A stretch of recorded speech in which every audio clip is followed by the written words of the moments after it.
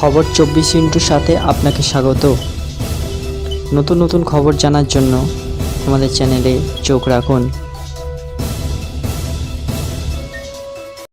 নমস্কার দর্শক বন্ধুরা, স্বাগত আমাদের এই চ্যানেলে। 21 জুলাই তৃণমূল সমর্থকদের কাছে যেন আবেগের আরেক নাম, কিন্তু শুধু আবেগ নয়, অভিযোগও আছে। মুখ্যমন্ত্রীর মুখে রাজ্যের দেওয়া একাধিক প্রকল্পের কথা শোনা গেল, তার বাস্তবায়ন সবসময় হচ্ছে কি? 21 জুলাইয়ের মঞ্চে এসে ক্ষোভ উগড়ে দিতে দেখা গেল তৃণমূল কর্মী সমর্থকদের। সব থেকে বেশি ক্ষোভ ভাতা না পাওয়া নিয়ে। সাগরদিঘি থেকে আসা এক তৃণমূল কর্মী জানলেন, বিধবা ভাতা, বার্ধক্য ভাতা প্রায় 6 মাস বন্ধ। মতিউর শেখ নামে ওই কর্মী বলছেন, বাইরন বিশ্বাসের নেতৃত্বে আমরা আসছি, আমাদের মতো প্রচুর গরিব মানুষের ভাতা বন্ধ হয়েছে। বিধবা ভাতা, বার্ধক্য ভাতা সব বন্ধ হয়ে গিয়েছে। আরো অনেক ভাতা পাওয়া যাচ্ছে না। সাধারণ মানুষ অভিযোগ করেছে, শুধু লক্ষ্মী ভান্ডার পাওয়া যাচ্ছে। আমরা সাগরদিঘির বিডিওর কাছে অভিযোগ জানিয়েছি, কিন্তু বলছে টাকা ছাড়ছে না সরকার। আমরা আমাদের ওখানে তৃণমূল নেতাদের বলছি, কিন্তু কেউ কিছু ভাবছে না।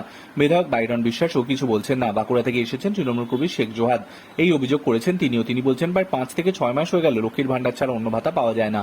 কৃষক বন্ধু আটকে গিয়েছে, বিধবা ভাতা আটকে গিয়েছে, প্রতিবন্ধী ভাতা, বার্ধক্য ভাতাও আটকে গিয়েছে।